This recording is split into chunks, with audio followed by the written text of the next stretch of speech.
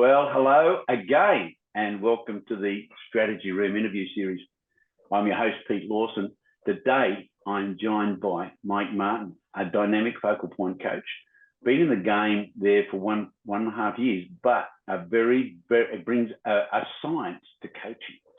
Very interesting today, ladies and gentlemen. Mike, thank you so much for joining us. Would you like to, if we could just kick off with a bit about you, a brief background on who you are and what you do, Sure. and a little bit about your journey. Absolutely. Yeah. And thank you for having me on the show, Peter. Appreciate it. It's my pleasure. So I spent 30 years in IT management and software implementation consulting. Started with a computer science degree, so on the technical side, and then grew through pretty much every role there is in a consulting firm, all the way up and to being a practice director, eventually building successful consulting firms, selling one of them off. And so I realized I was a great consultant, but I needed to learn how to grow and run a business. And so when I got to the point where I felt like I had done it all with ERP, I wanted to try something new. And that's why I decided to go into coaching so that I can help other business owners in technology and out of technology, any business owner, have an easier time and not have to learn the hard lessons that I did when I was building my practices.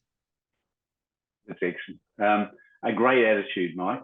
And that's why I like talking to coaches like you. That they're here to help and not any other particular thing, but really get in and help other people. I love it.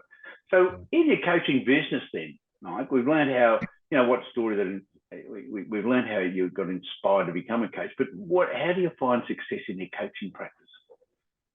Yeah, it's certainly around the results and benefits I get from my clients. Yep.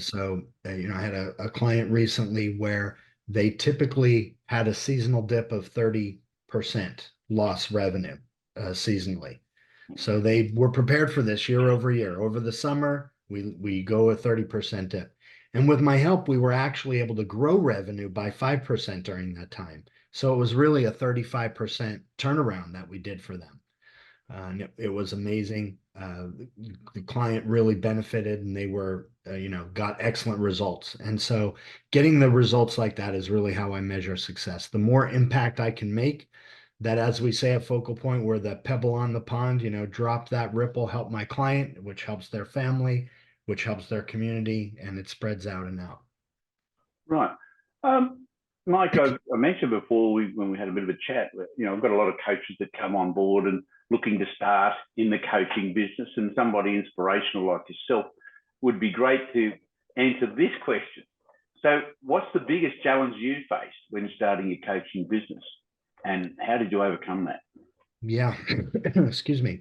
Yes. Yeah, absolutely. I mean, any new business venture, coaching or otherwise, we know the amount of new businesses that fail. So it is an uphill battle to start something new. And so I faced many of the same challenges that my clients do in starting their business, which is, ramping up, going on your own, starting a new direction. Certainly, marketing and sales, getting the word out there, getting known, and conveying how you can provide value to your prospects and then eventually to your clients. So that's certainly been a big challenge. I've worked on addressing that through a couple things. I had the privilege of giving a TEDx speech recently. Yep. And that was entitled The Self-Fulfilling Formula. And then I've written a book that just came out this past week with the same title. And so it embodies sort of my approach to coaching. And I'm using that as one of many strategies to get known and show the value I can bring to my clients. So I use a multi-prong strategy to kind of get known and get awareness. Well, Mike, while we're here, can you show us the book? Oh yes, yeah. I always keep one close. Free So plug, there it is. everybody. That The didn't cost you. Self-Fulfilling Formula: A Blueprint for Your Ideal Future, available on Amazon.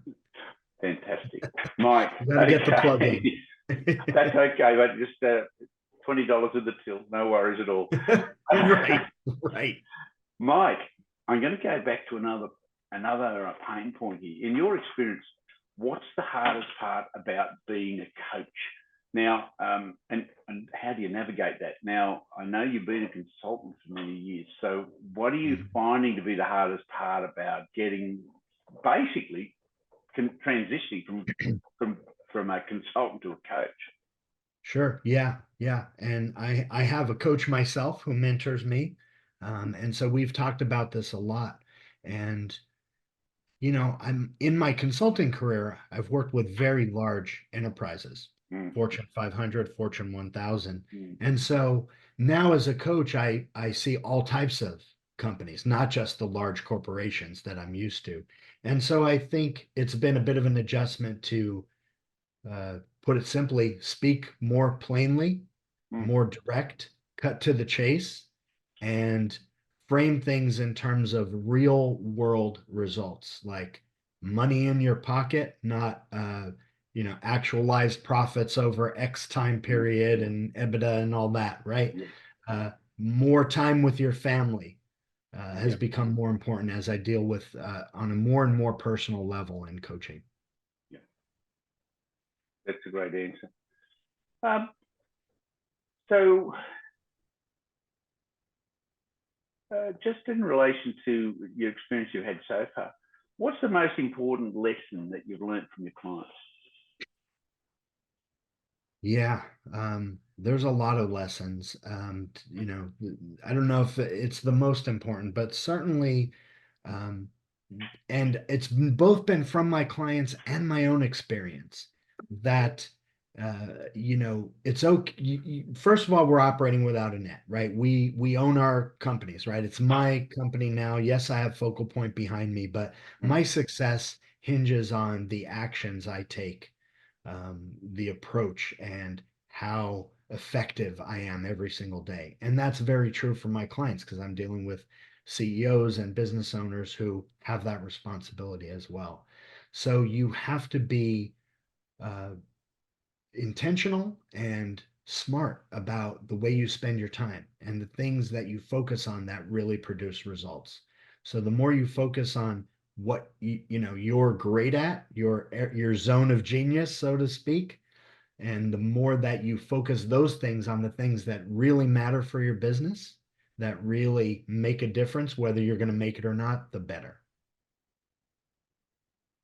Okay. So then what strategies do you recommend for building and maintaining strong relationships with your clients? Yeah, well, I'll go back to the self-fulfilling formula a little bit, right? And that formula is about thriving in this world, business and in life. And it's got three components: mental fitness, social fitness, and execution fitness. So in talking about social fitness, that's really relationships. And I learned something in my studies and my progression as a coach about the Harvard study on adult development, that they actually found the single most important factor in living a happy, healthy, and successful life is your relationships.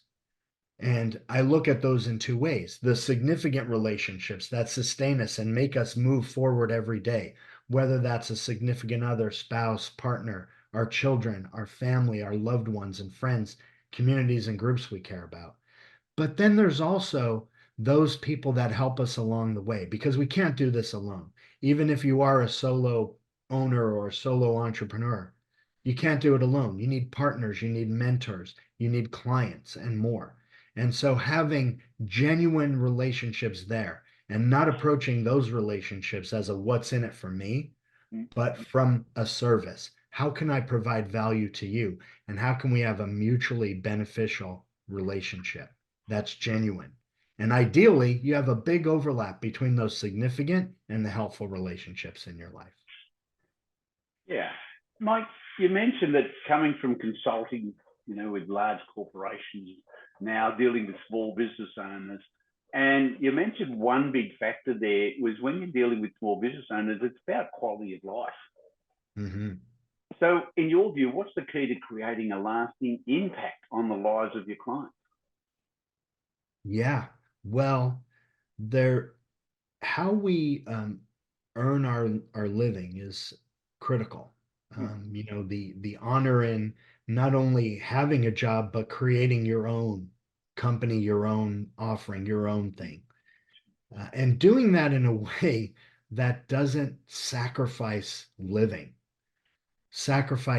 with those significant relationships, time away, taking care of yourself and your health.